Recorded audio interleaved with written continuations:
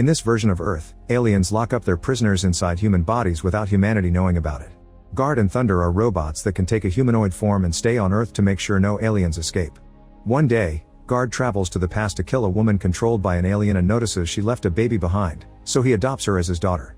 Unfortunately, the leader of the alien criminals called Controller manages to escape his human prison and releases a cloud of hava, a red smoke that can transform Earth's atmosphere so aliens can survive on it for more than a few minutes. Many people die inside this cloud and tons of alien prisoners wake up while Controller gets ready to make the cloud blow up, hoping to cover the whole planet and not just the city. Guard and Thunder try to stop him, and during the fight they end up traveling to the past with Controller and Guard's daughter in their spacecraft. Thunder is shut down and Guard is killed while the girl falls in the river with Guard's special dagger, which is found later by fishermen. 10 years pass and Guard's daughter Yin becomes a young woman desperate to find the dagger so she can stop the aliens.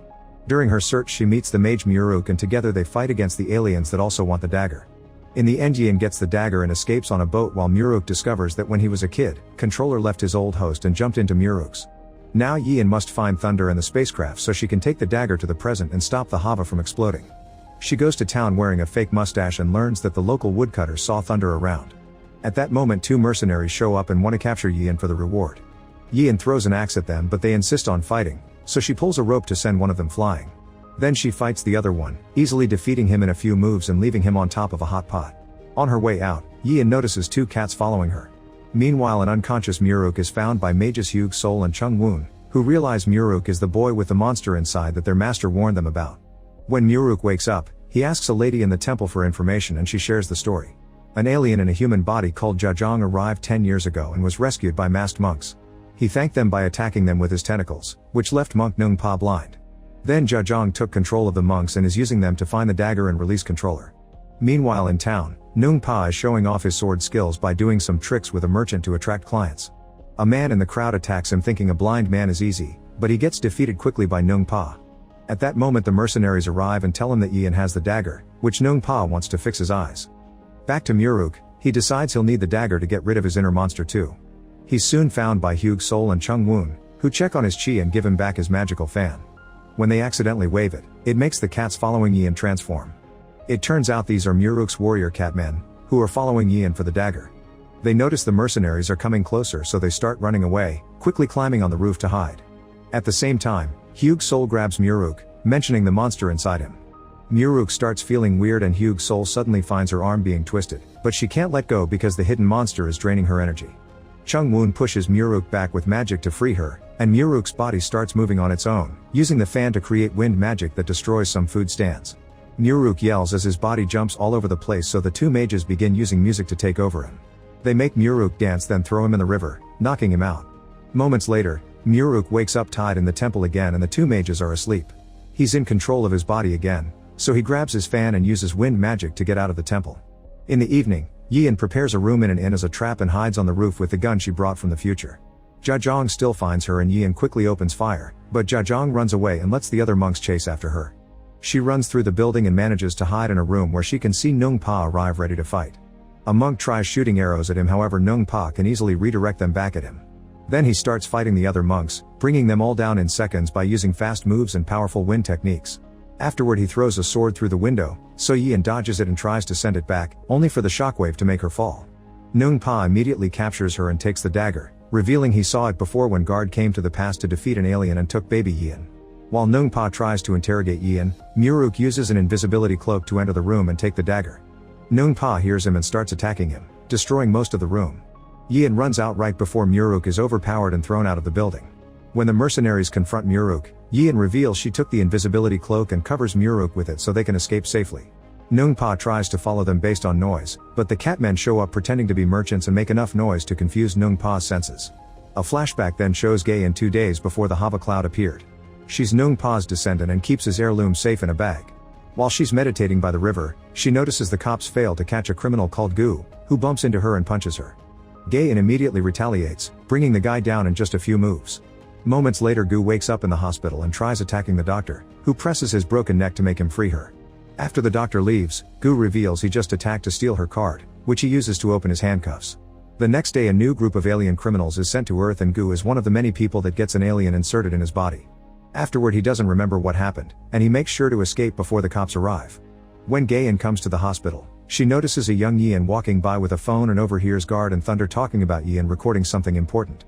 They also mention her niece Min's son, who is Yeon's classmate. A desperate Gaeun rushes home and discovers the girls watching a video they hide from her. Gaeun waits for them to fall asleep and checks Yeon's phone, getting a big shock when she sees the aliens at the hospital. The following day the controller releases the Have cloud. As everyone in town panics, Gaeun goes home to grab Nung Pa's heirloom, then she runs to the tents the police have set up around the Have cloud. She shows them Yeon's video, but they think it's just a trick edit from the internet. Afterward she drives to Guard's home and sees him and Thunder fight against the aliens. The robots get thrown around a lot and Gaeun must stay hidden inside a building to avoid being found by the aliens. In the end she watches Guard open a portal into the past and disappear with the creatures, leaving behind a second spacecraft. In the past, Yeon has told the same story to Muruk and he realizes she's the girl he saved from a river 10 years ago. Muruk explains that after meeting Yeon, he came across Controller and he passed out when he tried transferring the alien. He can't remember the rest but he can feel something inside him. However, Yeon refuses to kill him, saying that if she survived as a baby then he deserves the same right. After telling Muruk to just be himself, Yeon leaves.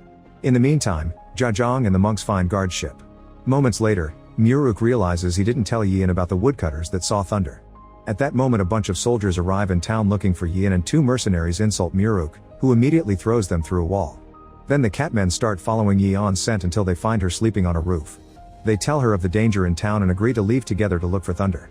In the morning, the group makes it to a cabin in the woods and Yeon finds a picture Thunder took of her and Guard with the message "Run away, you fool." There's a painting of the robot on the wall, and Thunder himself is abandoned on a shelf.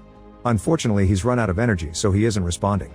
Outside, the woodcutters come back and are shocked to see the Catmen, running away in fear because they remember seeing them 10 years ago. Confused, the Catmen follow them to town to ask for an explanation. At that moment, the soldiers arrive looking for Muruk's teacher Dong-ai. A Catman immediately starts fighting them and doesn't see the archer behind him, so his brother jumps in to act as a shield. Then the soldiers leave with Dong-ai as Muruk arrives just in time to see the wounded Catman disintegrate. His energy reaches Thunder, who activates for a few seconds before shutting down again.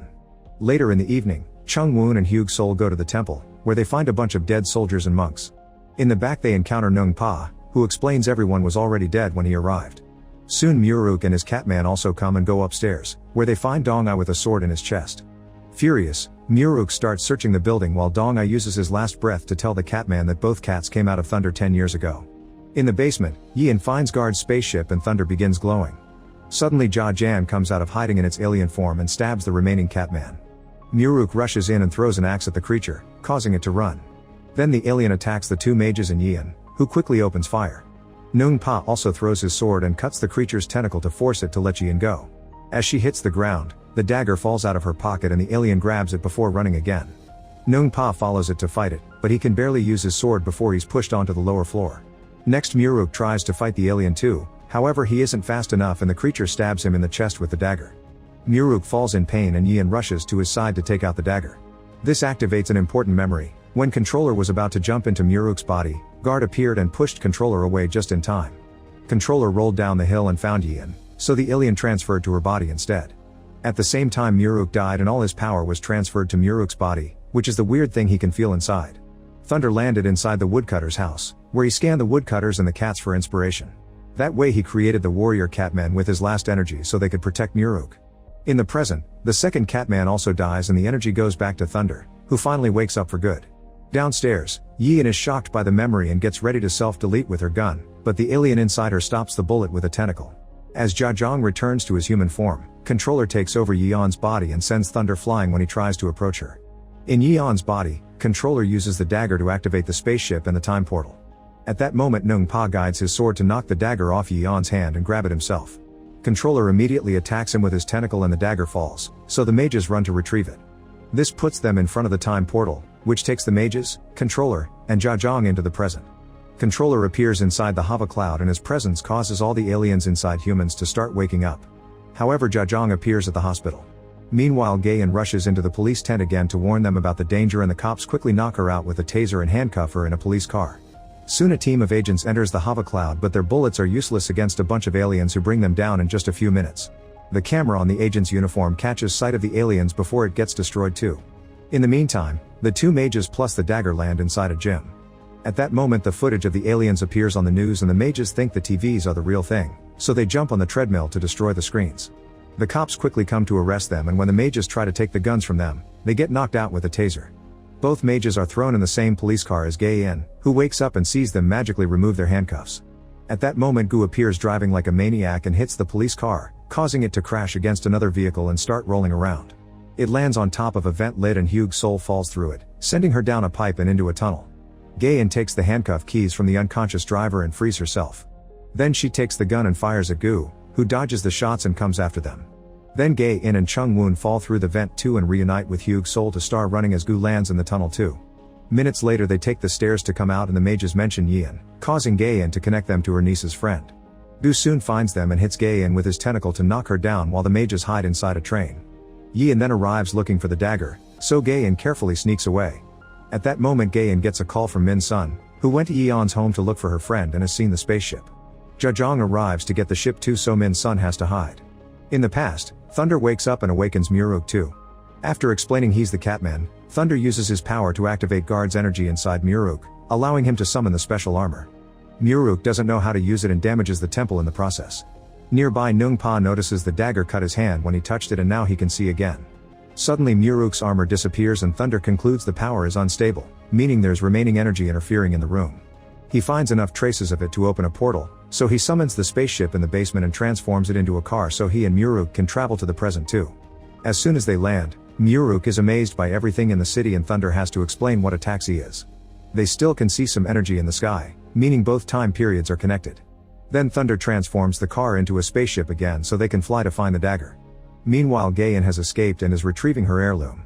At the same time, the train with the mages takes off and they try opening the door, only to get scared by the speed.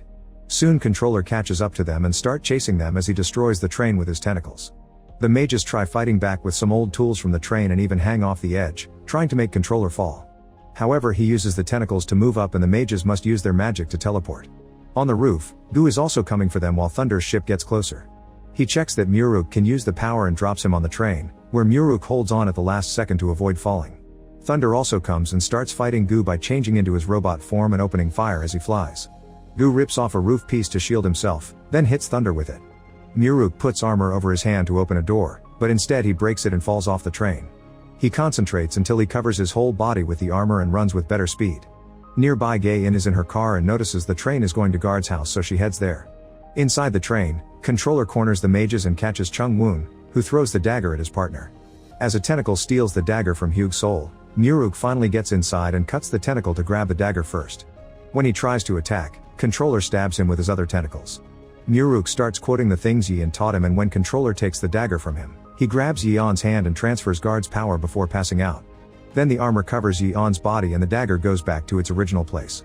The armor also has a device in the hand that activates and starts extracting Controller from Yeon's body. Suddenly Gu jumps into the train and grabs the armored hand with his tentacle, only to be attacked by Thunder. By the time Gu overpowers Thunder and pushes him away, the armor has removed Controller from Yeon's body and he now moves down the tentacle to take over Gu instead. Yeon becomes herself again at the same time that Controller ejects lots of power to make the train crash right into Guard's home, bringing down a bunch of buildings. As the mages are blown away, Thunder comes out of the debris with a pipe inserted in his body and realizes there are 6 minutes left before the explosion. When Jajong comes out, he uses his alien body to start fighting Thunder while Controller also appears in his true form. He finds Yeon on the ground and captures her with his tentacles, but at that moment Gae-in arrives and throws her car at him, making him crash against a building and destroying more structures. Nung-pa's magic sword falls from Gae-in's heirloom bag, and the mages hit Controller with it as he tries to stand up. Then the sword goes to Gae-in's hand, who reveals that Nung-pa left a letter for his descendants explaining some people from the past would arrive in the future someday. Together with the sword, he left them Muruk's fan and the mages' weapons, who immediately grab them so they can cast magic again. Muruk is weak on the ground, but as soon as he sees his fan, he guides it to start attacking Jajong. After bringing the alien down, the fan drops a sword from Muruk. The mages then use their music powers to help Yeon and Muruk regain some energy. All the humans team up to fight and Thunder sees their chances of winning increasing. Yeon grabs the dagger and starts running toward the spaceship while the others fight the aliens to keep her safe. Muruk and Gae-in use their swords while the mages use spells like a giant hand and magical clones. All this fighting continues to destroy the buildings and Collector still manages to reach Yeon, capturing her and Muruk at the same time. Thunder comes over to cut a tentacle and Yeon can run again. Gae-in throws her sword and Hugh's soul makes it huge, stabbing Jajong to finally kill him. Yeon gets close enough to the spaceship and throws the dagger as she jumps, so Controller tries to reach it with his tentacle. However, Muruk gets his word back from Thunder and cuts Controller in two. At that moment the dagger hits the spaceship and shuts down the spaceship with all the Hava inside. This causes the aliens that aren't hiding inside a human body to start disintegrating. A part of Controller manages to escape and tries to reach Min's son, so Muruk uses magic to throw a car to open the door, then he jumps in to be stabbed instead of the girl.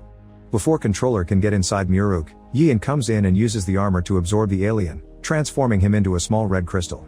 As the crystal starts to crack, Thunder grabs it and explains Controller will try to escape again, so he'll take the crystal to outer space to blow it up. This will kill Thunder too, so he says a final goodbye to Yian and even transforms into the Catman from Muruk one last time. While Thunder leaves in the spaceship, he activates the time portal, which sucks the mages and Muruk in to take them back to the past before Yian can share a goodbye with them. Downtown, the Hava cloud raises in the sky to follow the spaceship. In the past, Muruk can't stop thinking about Yian. Suddenly he remembers what Thunder explained about unstable energy and he manages to activate it again. He immediately returns to the present and calls a taxi to find his love. Make sure to subscribe and turn on notifications so you can watch more videos like this. Thanks for watching.